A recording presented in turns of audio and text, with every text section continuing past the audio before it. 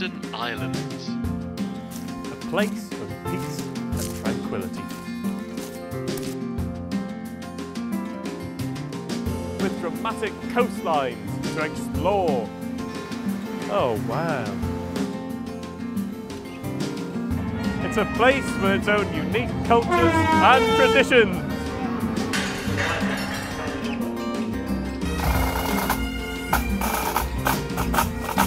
Where historic industry is found alongside the new. With hidden beauty around every corner. Lovely.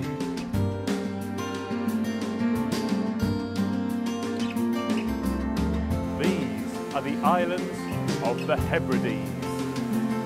From the mainland, our journey will take us to Arran, from where we head to the Inner Hebrides, travelling north to Skye.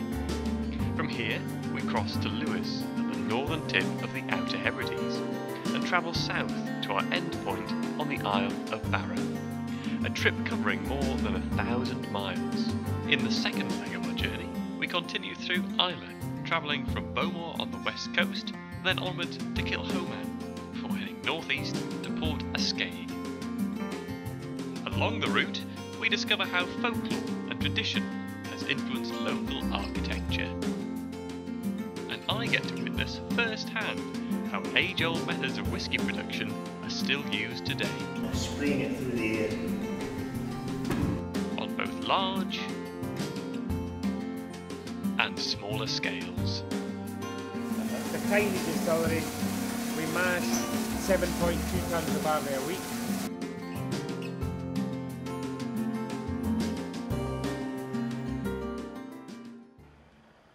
The administrative centre of Islay, and famous for the whisky to which it gave its name. Bowmore dates back to the late 18th century. We're in Bowmore on the island of Islay, and we've come across a very unusual church. It's called Kilhoman Parish Church. It was built in 1767. It has a very unusual circular design. Local folklore has it that it was built in a circular design so the devil wouldn't have any corners to hide in. Built by Daniel Campbell and overlooking the town, the church is today better known to locals as the Round Church, owing to its unique design. Killarrow is in fact the name of a neighbouring village, what is now Bridge End, the population of which were rehoused in the newly built Bowmore to make way for the expansion of Islay House, the estate and home of the Campbells of Islay.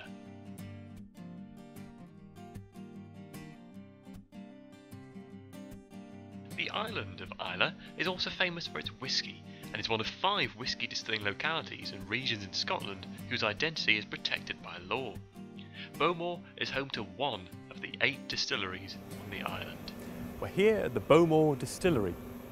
It's the first distillery built on the island of Islay, and we've been invited on a special tour with the distillery manager, Eddie.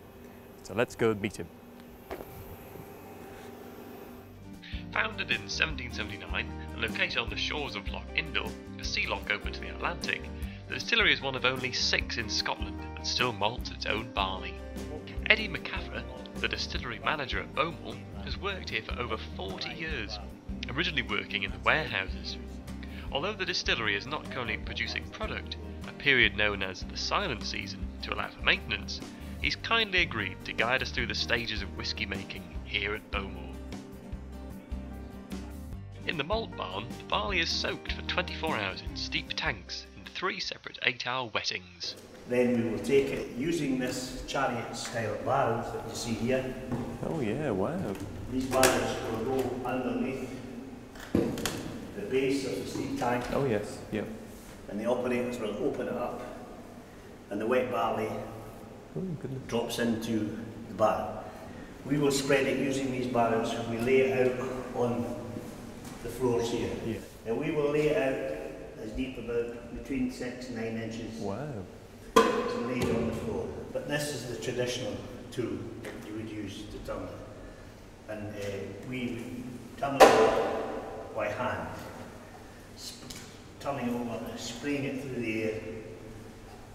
Bowmore uses 104 tonnes of malt per week. The grains remain on the floor for 7 days and will begin to germinate, releasing the starch within the grain. They are turned twice a day. And then when you were finished with using the malt shovel, we used this implement here, Goodness. which you would pull behind you to rake it up, loosen it all off. Pull it along the floor behind you. It's called the grub. Right, The grub. You want to have a go at pulling it? Yeah, sure. Wow, okay, here we go. So you can imagine turning over. Yeah. Once this process is complete, the grain, or green malt as it is now known, is then cleared from the floor and transferred up to the kiln using an elevator. Here, this area in here is the kiln. Built in 1900, the kiln is where the malt gains its distinctive flavour. The malt is then turned every 4 hours by the original turning machine. For the first 15 hours that it's in, that's when we burn the peat smoke, and the peat smoke drifts up through the floor. From the furnaces below, the heat and peat smoke reaches the malt through a finely serrated metal floor. After 15 hours of peating, we finish off with the furnaces. No more smoke, they're just hot air. And the hot air is drawn up by the fans in the turrets. That comes up through the bed of grain and drives the moisture off. Nothing is wasted at Bowmore. Since the late 1980s, the distillery has formed a unique partnership with the local community, which sees the heat from the furnaces recycled through heat exchangers. Not only did this company donate that building, which used to be called Number 3 Maturation Warehouse, the company donated that building to the community, gave them the building, they fundraised, and it's now a swimming pool. We also supply them with hot water to aid their, to help them to heat the swimming pool water, heat the shower water, and heat the building. Oh, brilliant. Very environmentally friendly, isn't it? Yeah, well, it's very environmentally friendly. Yeah. It saves it cuts down on the cost of running that, because they don't need to fire up the boilers to make all that hot water. We can supply them, and they use it through heat exchangers as well. Oh, that's a great idea. From here, the malt is stored in a series of large capacity bins before being transferred to the grinder. There's barley. Okay. Before we would malt it, pick up a grain of that, try and break it between your fingers. It's really hard. Yeah. Now if you pick up a grain of malted barley, if you just break that, try and break that between your fingers, just break. I probably won't be able to do it, but I'll take your word for it. The effect that malting has on the hardness of the grain can clearly be seen when non-malted and malted barley are compared in the hand. The malted grain is much softer and easily breaks under slight pressure, usually anyway. Inside the grinder, 4 rollers grind the malt down in 8-ton batches, with each batch taking 3.5 hours to turn into grist.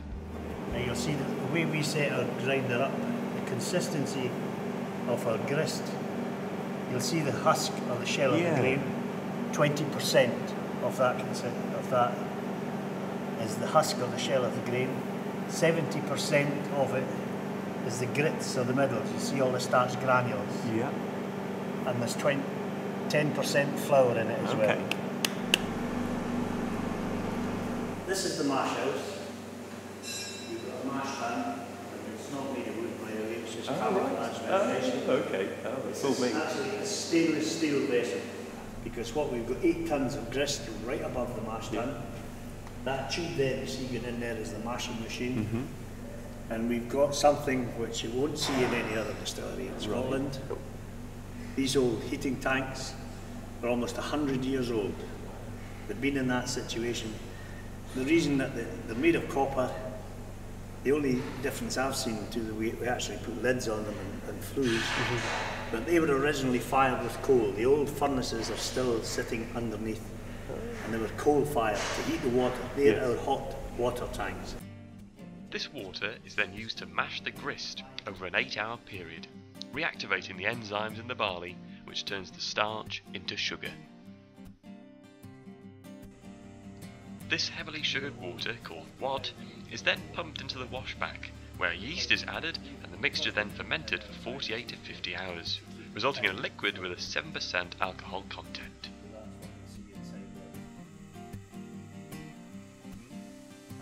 The resulting wash is then pumped into the still room, where 2 wash stills and 2 spirit stills make the double distillation process possible.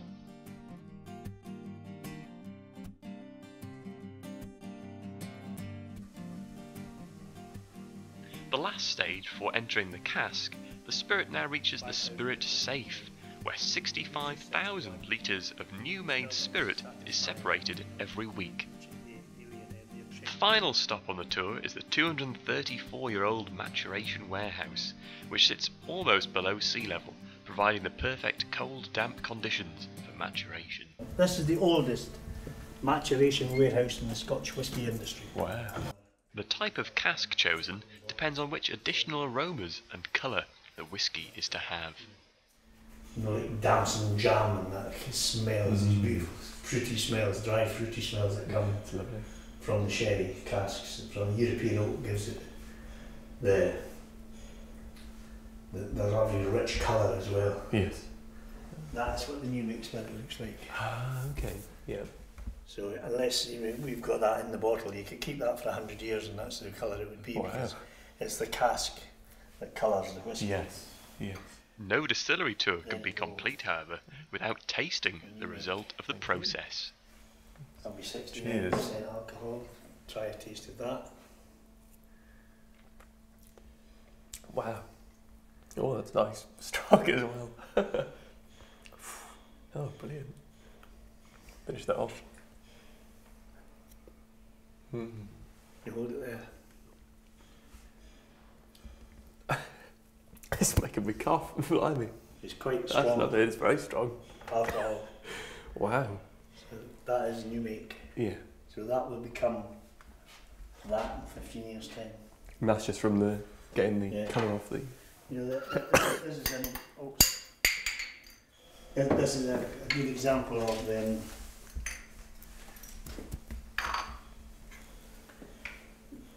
this is our 15-year-old darkest. Mm-hmm. Now the way they put that together, they spent 12 years in the American bourbon barrels.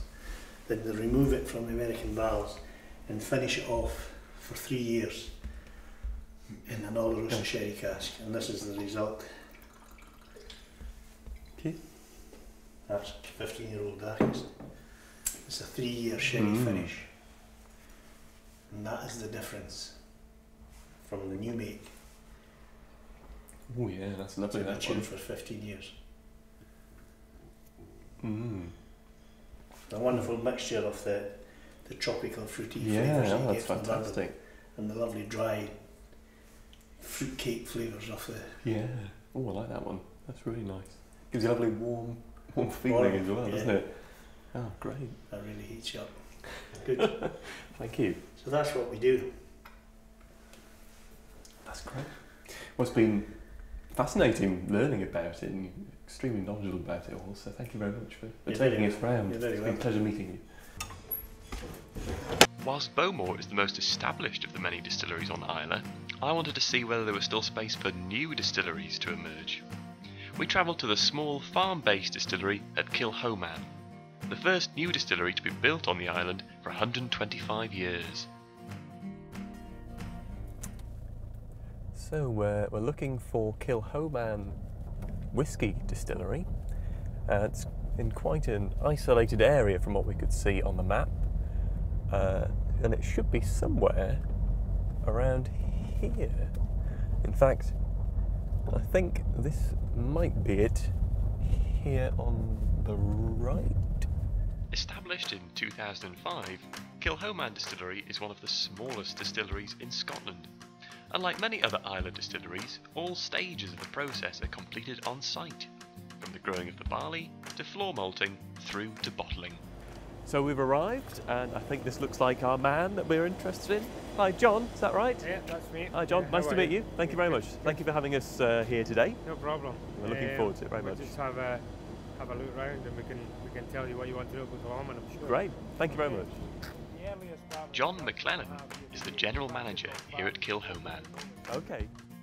What we do at Kilhoman is we actually make two different types of whiskey, if you like. We make whiskey with barley, which we malt. We grow on the farm here. We malt the barley ourselves, and we do the production from that. Yeah. That forms probably about a fifth or a sixth of our production.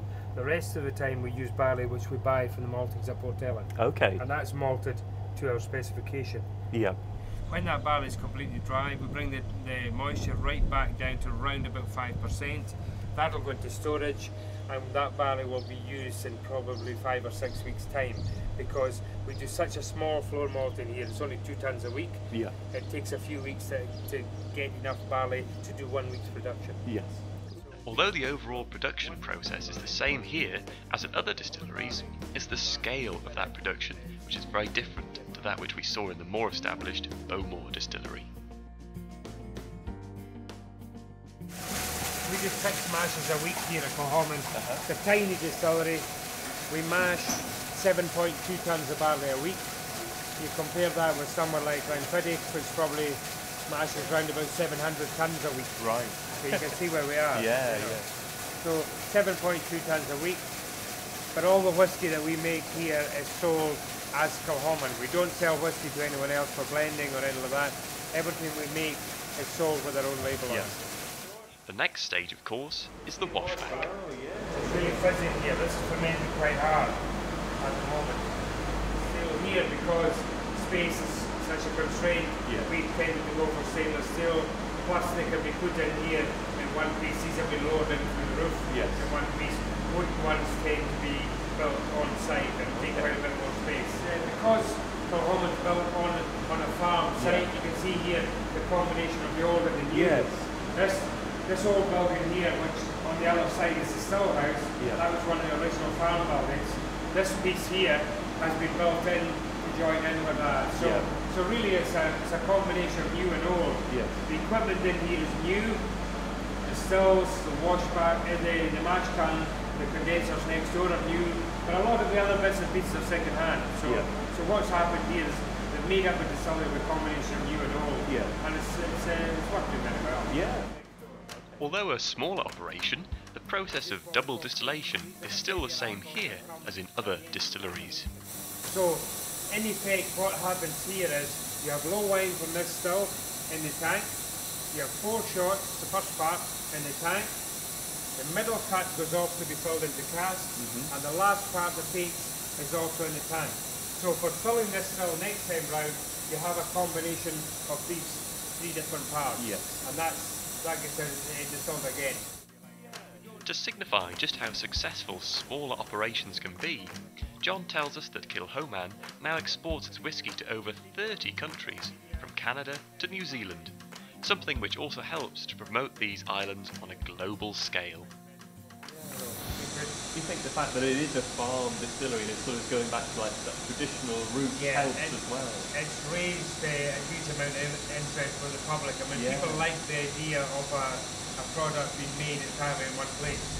And this is where our 100% Islay whiskey, because the barley is grown by the farmer next door, we malt it ourselves, we distill it, we mature it, and we bottle it, of course, you know, and we sell it. So has been everything done from here. That's great.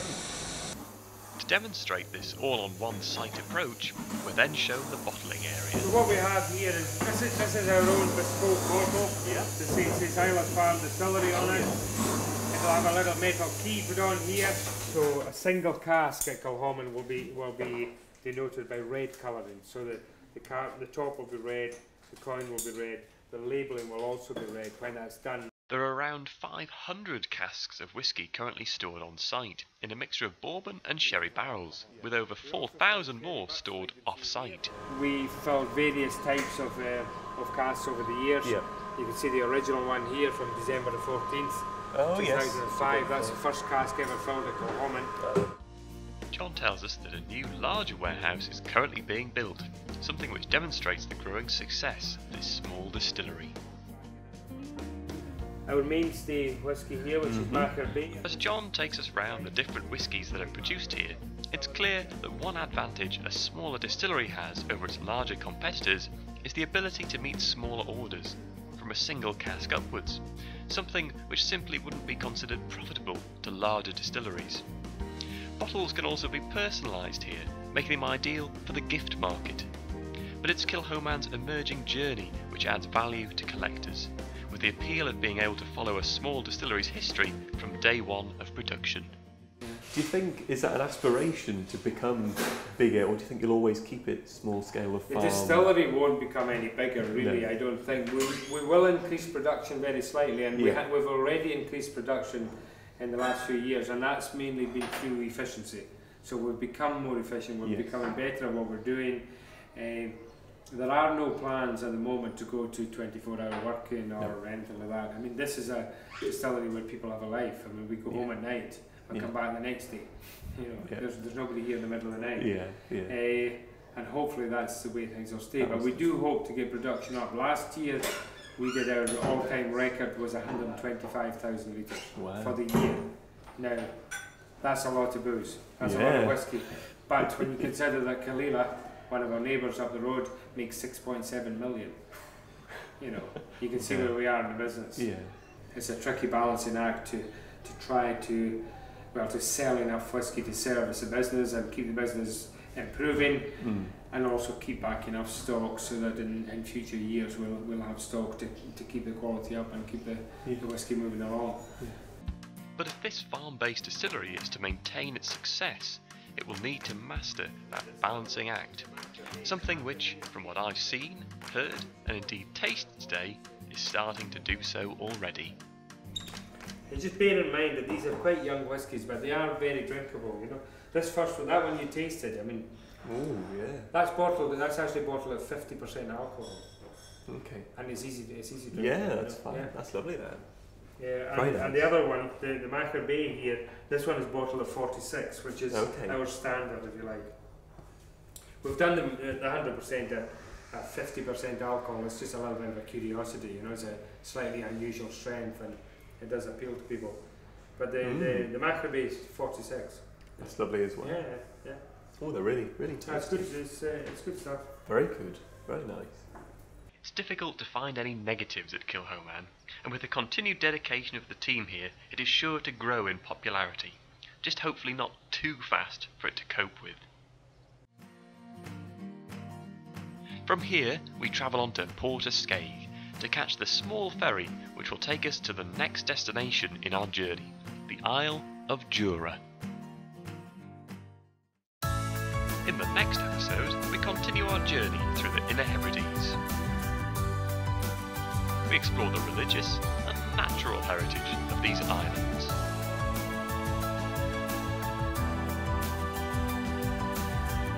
Before witnessing for ourselves the effect that the decline in industry has had on local communities here.